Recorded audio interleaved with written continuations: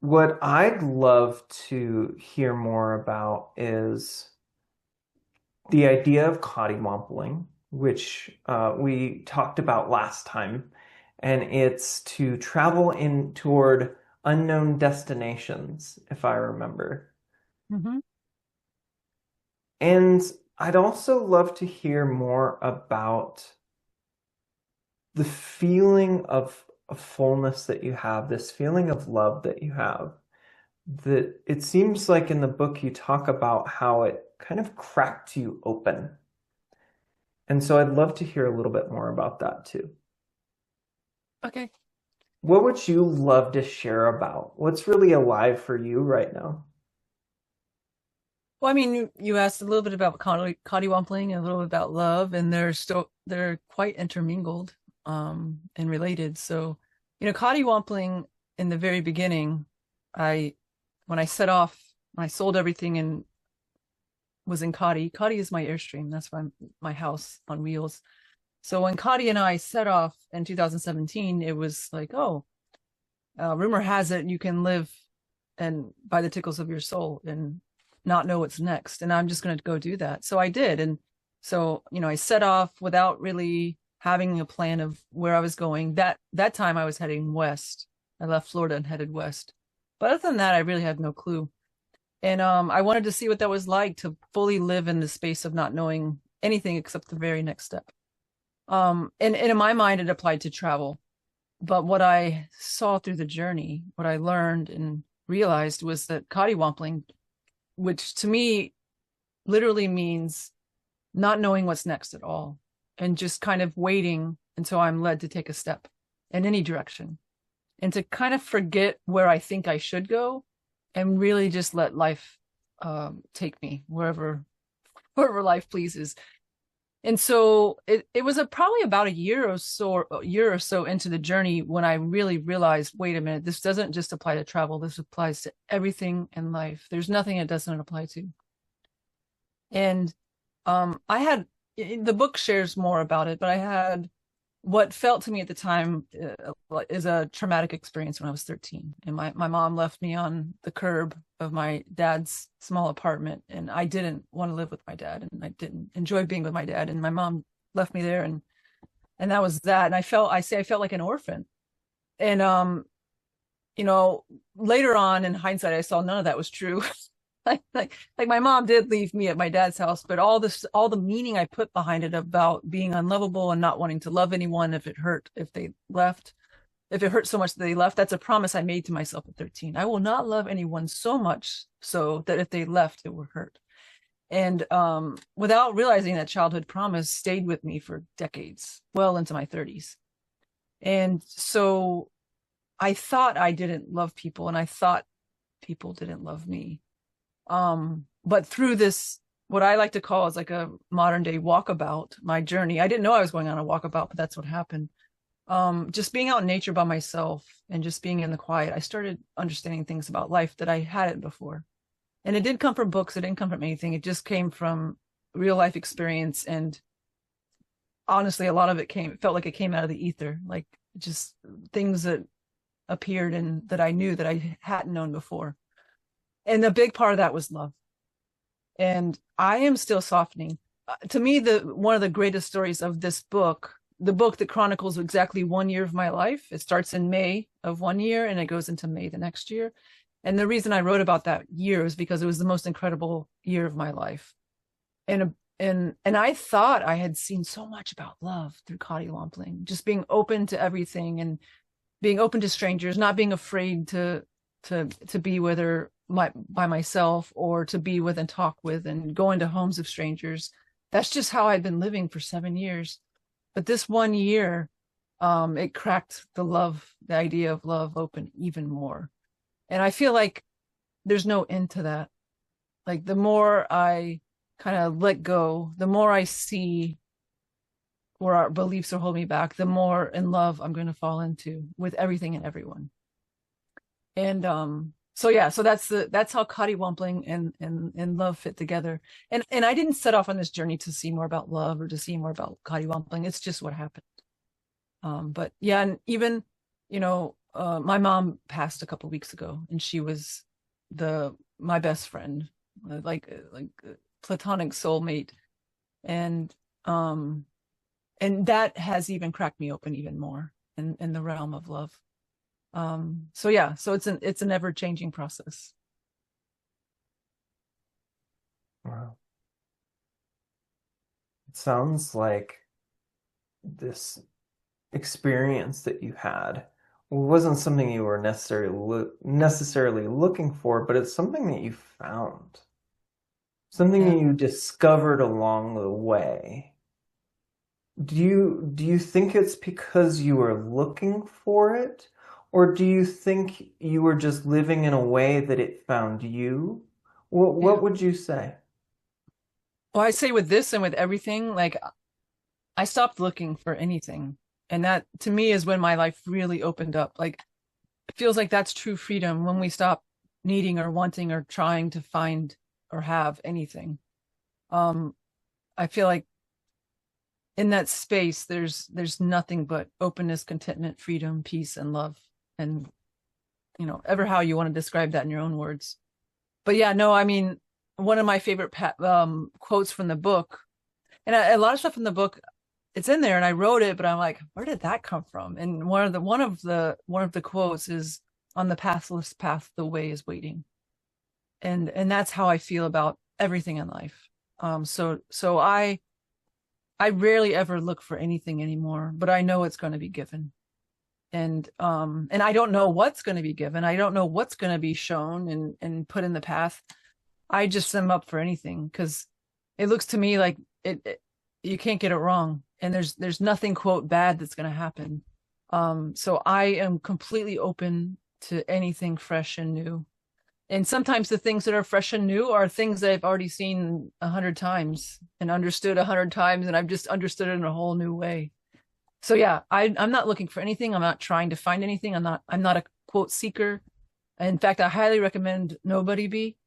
Like, I think that's the best way to just go down the wrong path, is to actually go out and seek and try to find and try to get answers. It's a whole different way of being, just to go live and be open to anything, open to whatever lands on the path.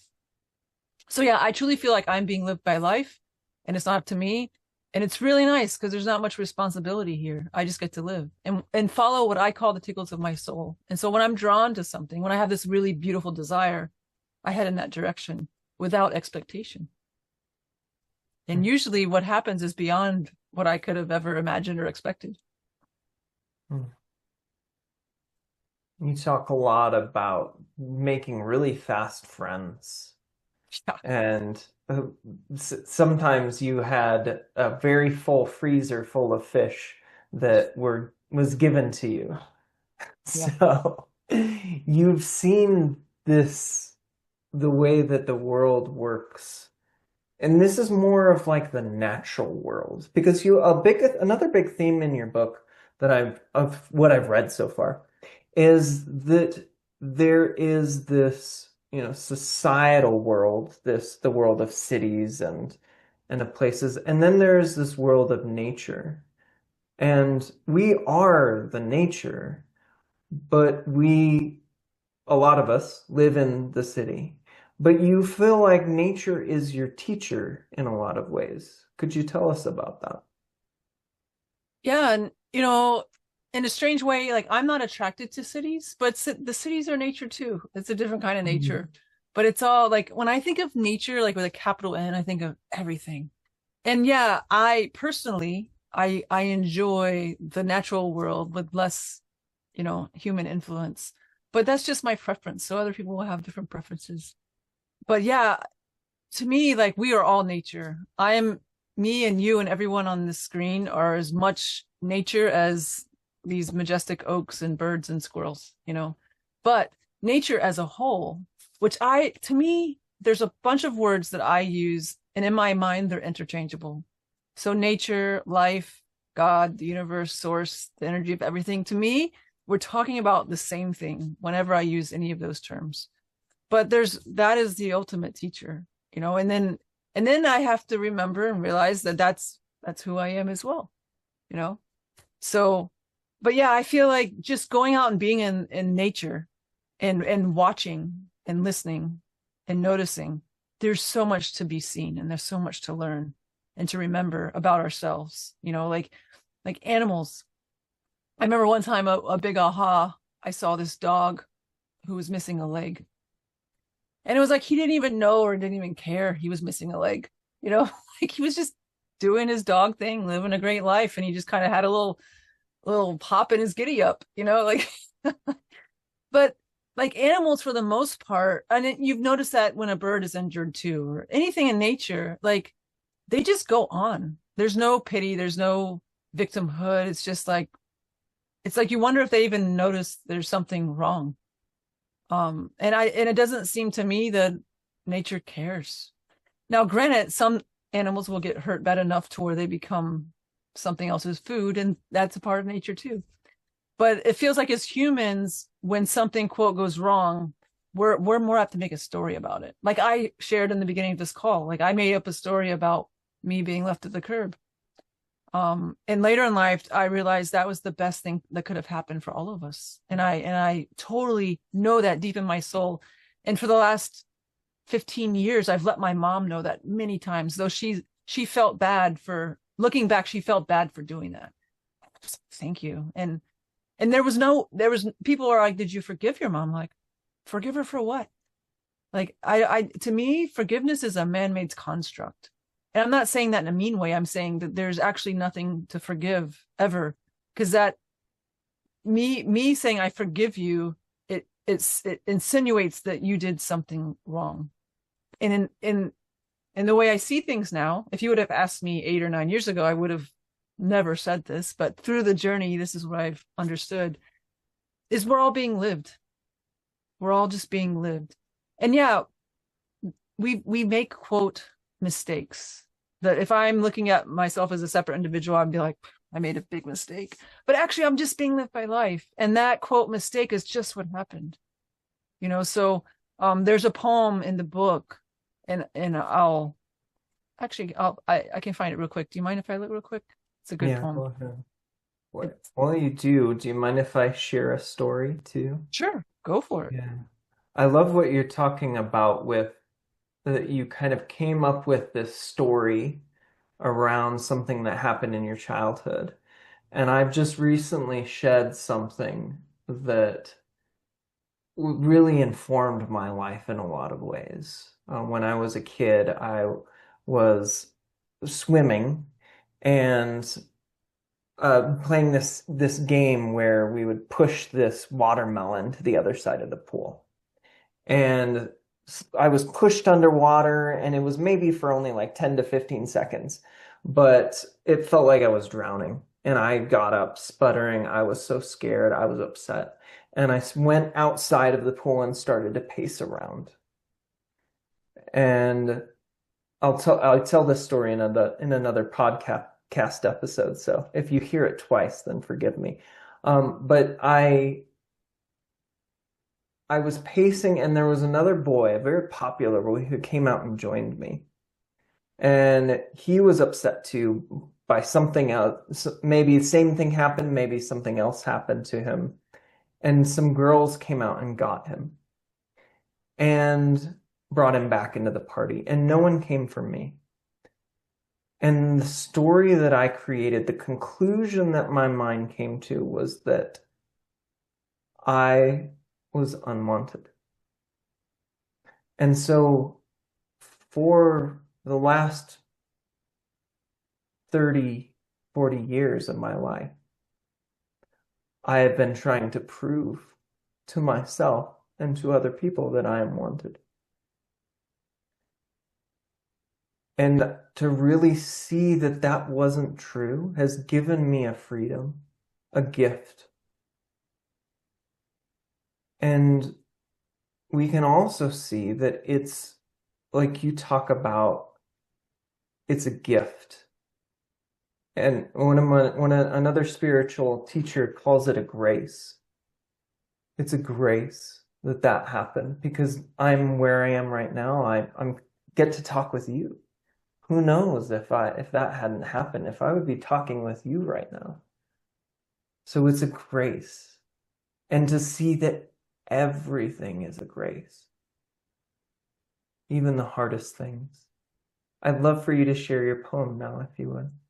Yeah, and it's I feel like it's related as well. So the poem is called I Am Love. And it's short. It's 6 lines. I am love. Love for another is an invitation to love myself anew. I can't hurt myself any more than a tree can saw its own branches. When a storm blows through, it doesn't aim to destroy. It does what storms do. My heart's been ripped out and pulses in a bloody mess on the floor. Still, I've never been angry at the weather.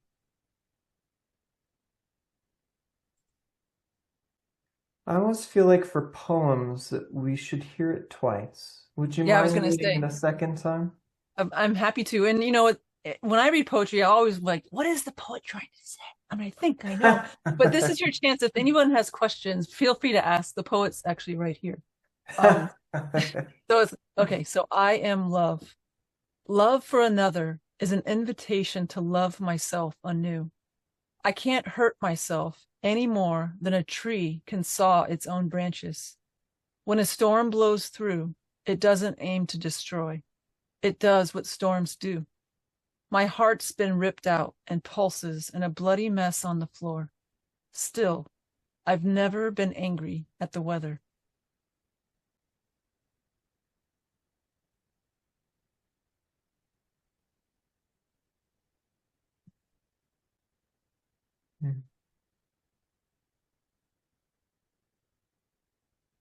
Would anyone like to ask a question about that one? Or any other insights that you would like to share or seeing, hearing?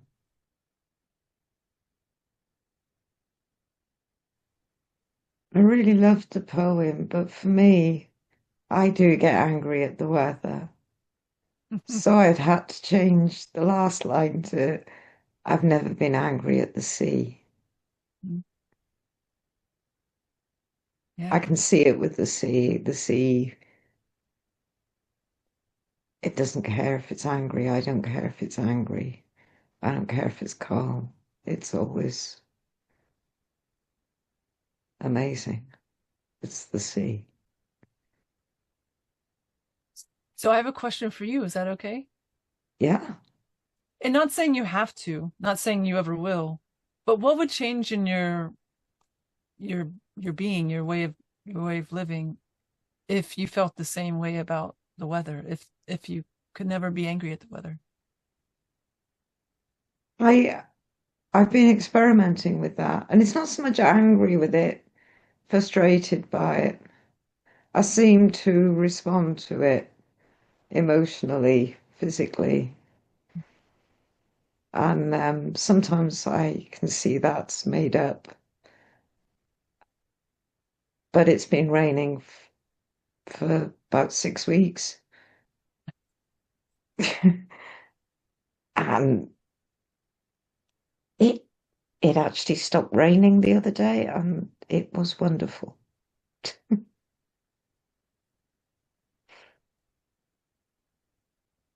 So I'm constantly open to seeing, am I angry with the rain at this moment? And sometimes the answer is yes, and sometimes the answer is no. Yeah. And it's all okay. Yeah. It's better in a van because it makes a lovely noise. Yeah, the aluminum roof and the raindrops. You know, Oh, in it's this beautiful. poem, there's context where, what had happened before this in the book, but the weather was a metaphor for life, and that's why I felt drawn to read this, because I mentioned the forgiveness thing. And when I say when a storm blows through, it doesn't aim to destroy. It just does what storms do. It feels like that's what we all are doing. Even when we're angry or you name it, or we say something we shouldn't have to someone we love or someone we don't even know, or we shoot someone, a bird in traffic, like, not saying anybody here does that, but we might, or yell or whatever, honk our horn. Like, we just react. It just happens sometimes. And often later on, we're like, oh, sheesh, I wish I wouldn't have done that. But actually, it's the same as the weather. We're just being lived. And so when I'm on the receiving end of something like that, whether it's somebody honking at me in traffic or someone very close to me seeming to do something that was hurtful, like when I look at them as they're being lived by life, I can still have every emotion that I might have. And yet, and this is real life. This is a real life experience that I'm sharing. That's been a lived experience for the last probably 4 or 5 years for me. Like, I've cried because I'm so sad, like sad for the world because of something that someone did. But it's impossible for me to be angry at them, because how can I be angry at someone that's just being lived by life? And that's why the last line of the poem, that's why the last 2 lines are, my heart's been ripped out and pulses in a bloody mess on the floor. Still, I've never been angry at the weather.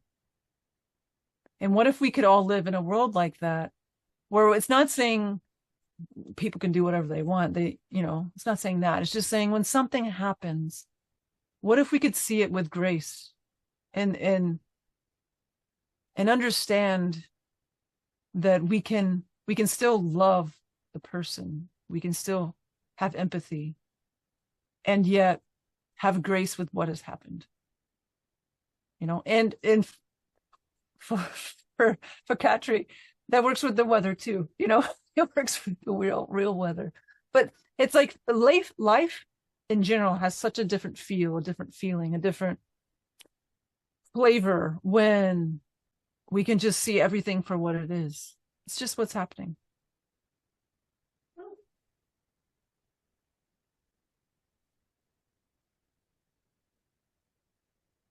Cool. Any other questions, reflections on the poem?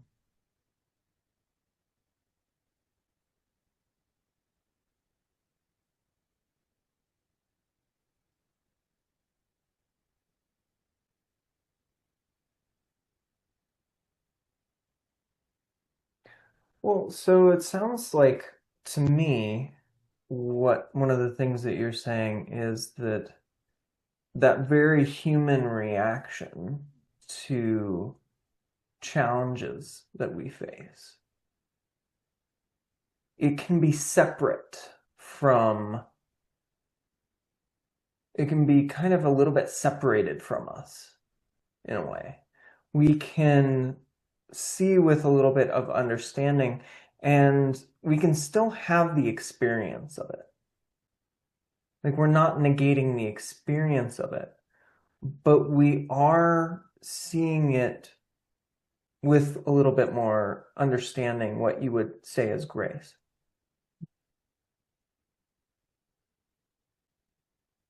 And that might be a step back. So what is the step back? What do you mean by step back? What I mean by step back is to see it in a new way, to see it for what it really is, to experience it, but not get caught up in it, to not get pulled and tugged and hooked. Right. But to have that space of grace. Well, I feel like, and I'm everything I say, I'm speaking from personal experience. So I'm not trying to tell you that's the way it is. I'm just sharing my experience, and I know that personal experience is the greatest teacher of them all. And so I encourage you to, try this on. I like to say, you try it on like a sweater. You're like, if you go buy a sweater, you try it on, you're like, how does this feel? And sometimes it feels great and sometimes it doesn't. And so I encourage everyone to do the same thing with anything I'm sharing for themselves. But the step back isn't something, it looks to me like I can do. Like, if someone does something really mean to me and I'm just like, what a, fill in the blank, and I'm really upset. there's not like a moment where I'm going to take a step back and be like, okay, I need to see this differently. Like it's really hard when we're in like this pile of emotion and just anger or whatever the emotion is, to like just take a chill pill and try to see it from a different place. That often is very difficult to do. It's possible, but it's often difficult. What happened for me was I saw all of life in a completely different way than I had been for most of my life. And this was a natural byproduct of it without me even realizing it. You know, like there was just things that didn't bother me so much anymore. And I was just kind of curious of that. So a lot of it I didn't even notice. I didn't notice till way after the fact, like, wow, that used to bother me. It doesn't anymore.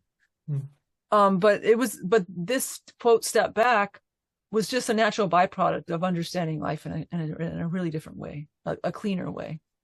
And to me, that was possible through letting go of beliefs and what I'd been taught, you know, and I'd been taught that we're all these separate individuals running around and having interactions with other separate individuals, and that we're separate from nature and the trees and the animals, and we're our own person. And yeah, and in a way that looks really true. But I had this big aha back in 2019 where I really saw that, like, you know, we are more like a tree than we are anything else, you know, like a tree is one thing. I'm looking outside of these really beautiful oaks. And each of them have thousands of leaves, and yet that's all the same tree. And that's how I feel we are. And so if I'm being lived by the energy of everything and everyone else is this same energy of everything, then that's where I really began to know that we're all just being lived by this energy. And it's the great unfolding. And so I can't be mad at Martine because she does something mean to me. She just did something. It goes back to the same story I shared with my mom earlier. And by the way, Martine didn't do anything mean. I was just using that as an example. But it's just, no one can quote do it. They're just being lived. My mom was just being lived. And when she decided to, she was in love. She was in love, and it wasn't working out with all of us as a family. And so she did her best. And I can say that about myself. There's been things I've done that look like I've been mean or hurtful. And I can say, and it looks true to me, this is another truth that looks very true to me, is we're all doing the best we can at all times. There's nothing better we can do at any moment, given the space we're in, mental, physical, spiritual. It's just the best we can. So that's another reason why, how could I be angry at anyone for doing the best they could, even if the best they could kind of sucked in the moment? So it doesn't feel like a step back. It just feels like a different understanding, a different way of experiencing life. And then it becomes impossible, except for when I forget. And I like to say that because I'm not perfect. I still get pissed. I get angry. I get, you name it. And there's nothing bad about that. But usually it happens fairly quickly, especially with anger at someone or something or a situation. Usually it's pretty quick. All of a sudden I'm like, what am I doing? It's just what happened. And then the anger melts away. And I don't say I need to know that this is just what happened so the anger can melt away. That's not what happens. That doesn't go through my mind. It's just there's an aha, a remembering of this is just life unfolding. And then it's pretty much impossible to be angry or upset or resentful at anyone or anything. Does that feel true, or does it make sense? No, that it's funny because it's hard to go to that place when we're trying to use our personal minds to get there, I think. And so we want a formula. What do I need to do? Do I need to step back? Okay, I need to step back and say this and to myself. But it sounds like that's not it. It's more a remembering of something that you really know.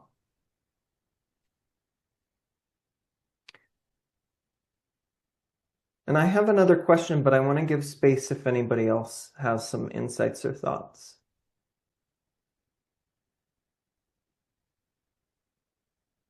You said about the how-to thing, Rich. I've Yeah. seen that when I start asking myself the questions like, how do I, what does that mean? All those sorts of questions, those come from my intellect. And when I catch myself, ah, this is my intellect being really noisy, but I'm not my intellect.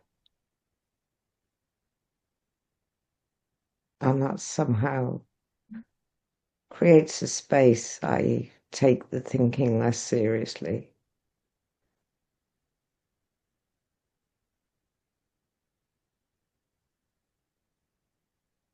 Yeah.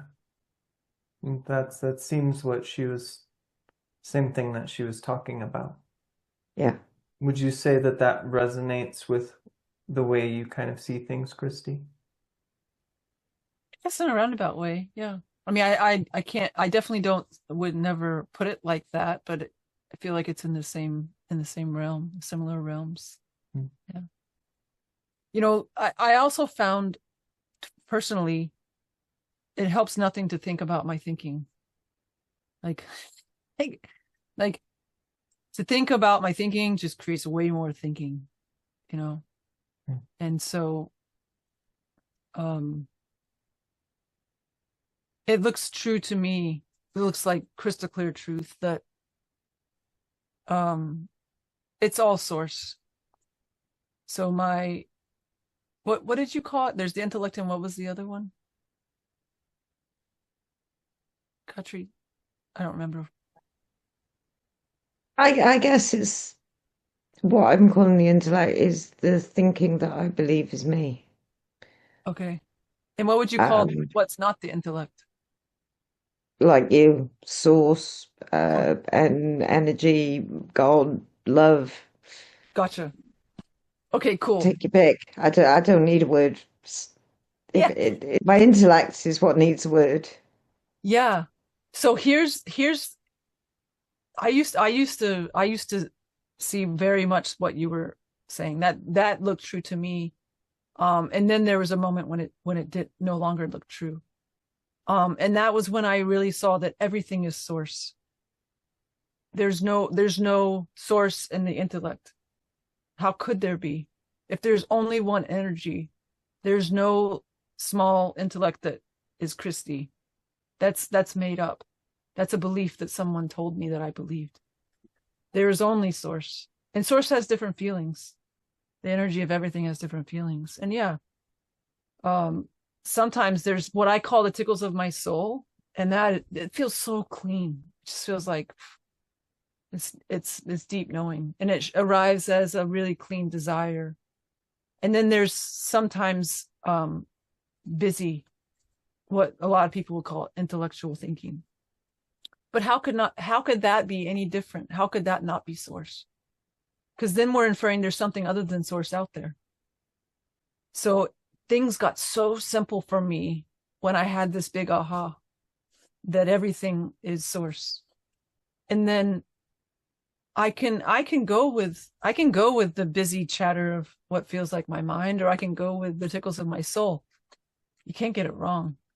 But it just seems to me like it creates more it creates more extracurricular stuff when I'm trying to figure out which one it is that I should listen to.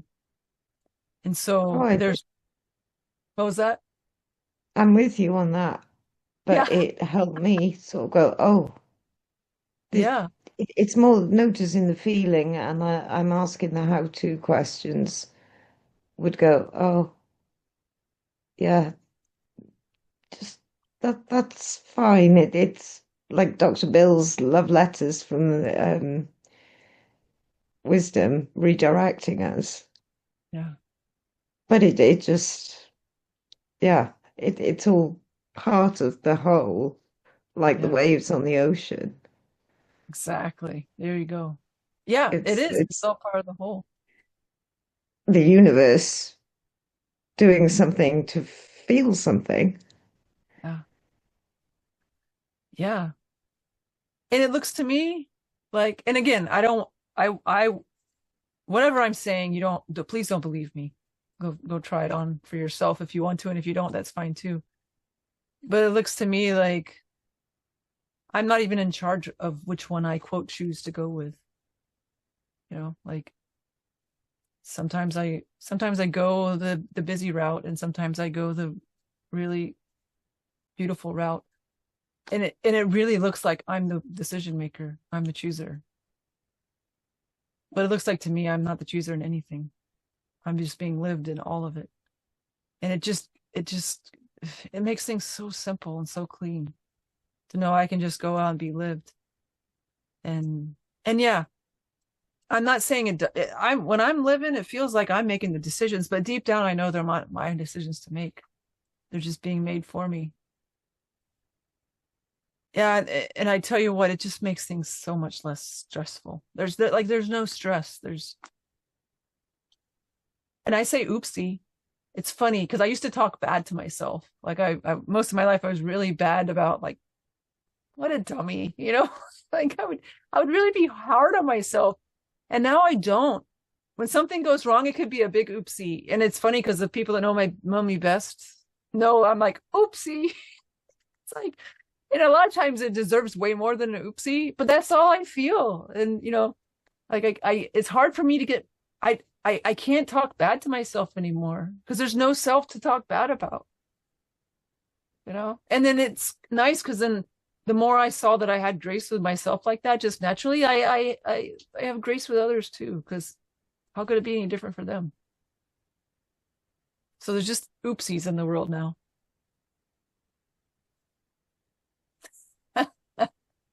I love that.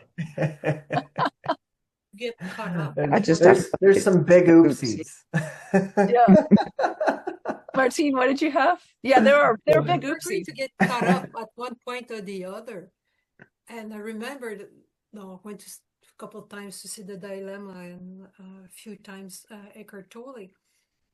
And I remember Eckhart Tolle was in Ganges. No, the one who did the South Ireland, and Ganges is not that big, right? And he was at the supermarket, at the grocery store.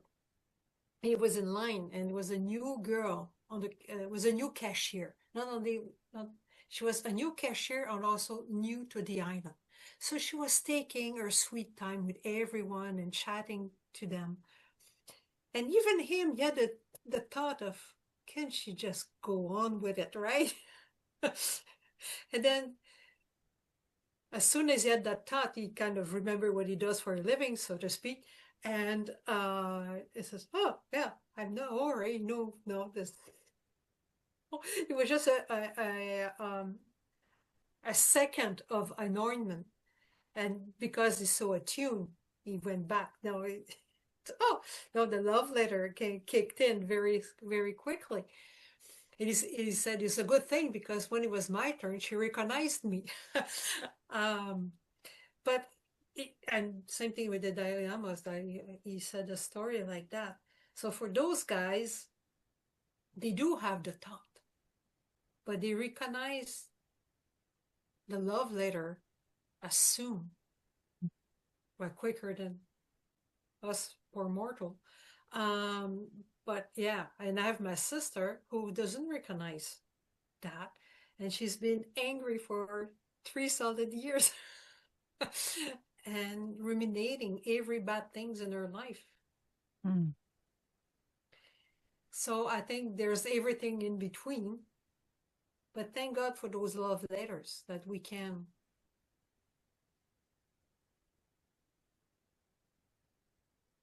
pop out of it quicker. I still swear a lot, still a Quebecer, but we do, I think, wake up earlier. We don't get caught up as much or as often or as long. once we know that, once we notice that.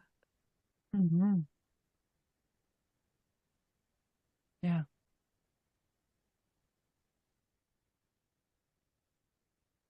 It's like the oh shit can become an oopsie. Yeah. And believe me, it was funny. I forget where I was in my mother's front yard, and there's not little kids, they're like probably 13 or so playing across the street. And I was fixing my truck. I had to do all the maintenance on my truck. This was last week. And I like slammed my knuckle into something and I swore with the F word. And I didn't realize I must have said it kind of loud because I heard the kids across the street laugh. Like they thought it was hilarious. But like, you know, it's just a reaction. So I don't say oopsie all the time.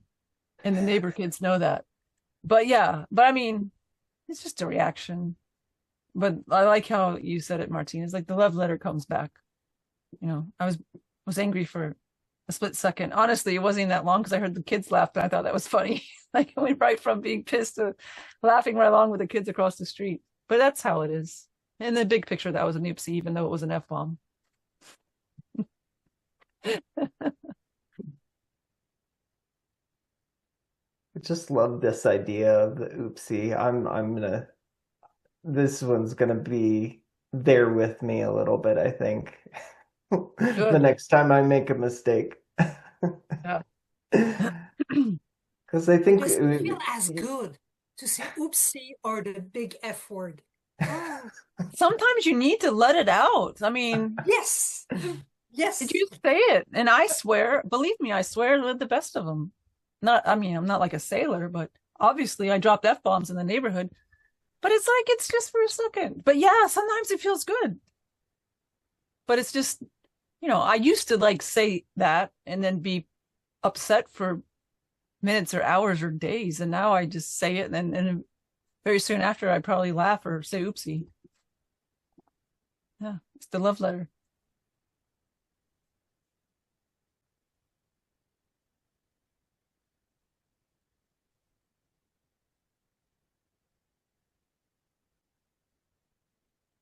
Oh, cool. I wanted before we logged off together, and I know that Kristy will have to go right at the end of the hour.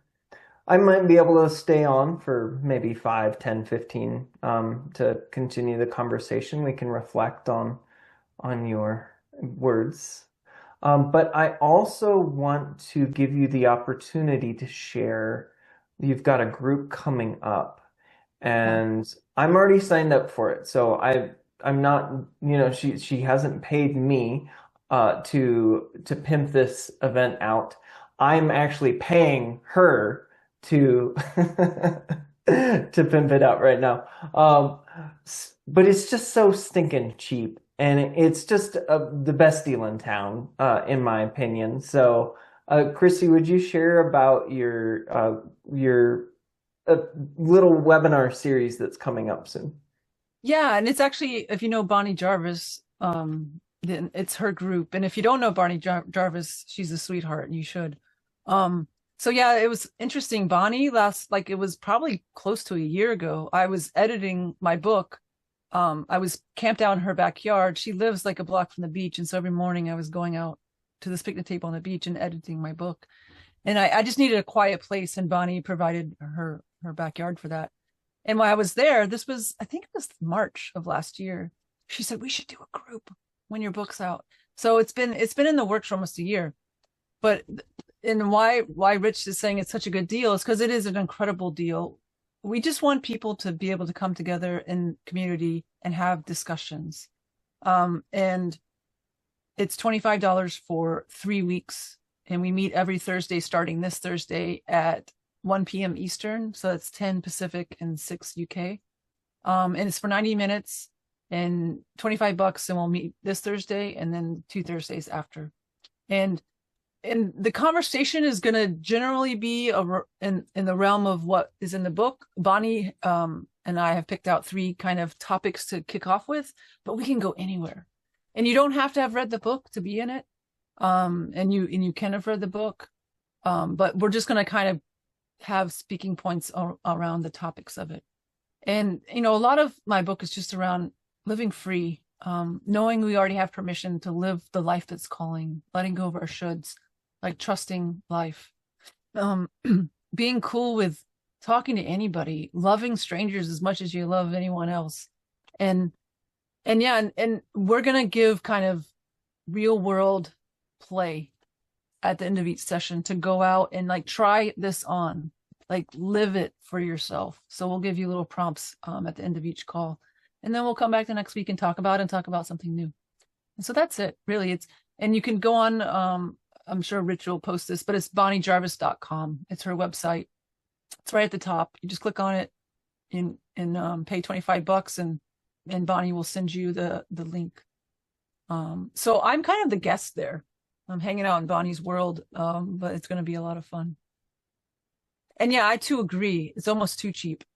But we wanted to make it so there's anybody can join. And in fact, you know, I've been saying if 25 is too much for you, let us know, because we just wanted people to come. That's all. The more the merrier.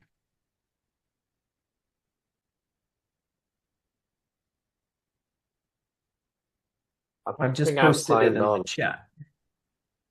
Are you joining, Divyesh? I've signed with Bonnie. I've been with Bonnie's programs for a while, and with Joe Bailey, and there are others, Rita Sherford.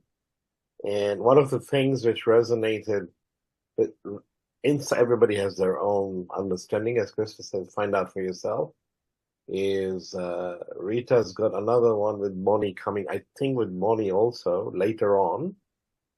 The unknown is spiritual, and that's right in line with starting off with Kristy on that one, and then the unknown is spiritual. That's brilliant. Thank you. I look forward to seeing you. If I make it at my 5 a.m., Kristy, I might just. I hope to make it. I'm in Australia, so. Yeah, I remember, because I remember the one group we had. You were showing up at a horrible hour, like 2 or 3 in the morning, and you were there most of the time. Lying in bed. Yeah.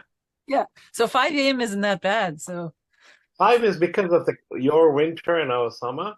In about a couple of months or 2, 3 months, we'll be heading straight back to the ungodly hours. Yeah. Of 5 will be 3 and 3 a.m. So Katrina knows me in all those various hours. So yeah, thank you. Cool. Well, thank you for joining us today, Kristy. I really appreciate you coming on. And thanks for the invite, and thanks for the questions. This has been really lovely. And yeah, I wish I could stay longer, but I'm camping with friends, and this is our last night, and they're outside eating dinner. You can kind of see them walking around out that window. Yeah. So, and I have stuff to bring. So if I don't bring the food, they're, you know, I'll be stuck with it. So, but I'm going to go hang out and have dinner with my friends for our last night. Nice. Lovely. Yes. All right. Well, thank you so much. And yeah, have fun, chat some more, and hopefully I'll see some of you on Thursday. And Martine, I'll get with you about your book. We're going to figure this out, and we'll get you a book. So I'll reach out to you tomorrow. Okay. Thank you. Thanks, everyone. Bye now. We'll solve the mystery. I think somebody's on the case. Yeah. UPS is going to pay for this too. This is crazy. Yeah. We will hold people responsible. I know. Oopsie. All right. Bye, everyone. Have a good one. Thanks. Bye. Well, cool. I'll hang out for a couple more minutes. I've got a session in a little bit, but yeah, that was fun. I loved her discussion about, it's almost like there's another level of peace that you can have when you really see that it's all of it is universal mind, is source, is love. Even when we get caught up, even when we get lost.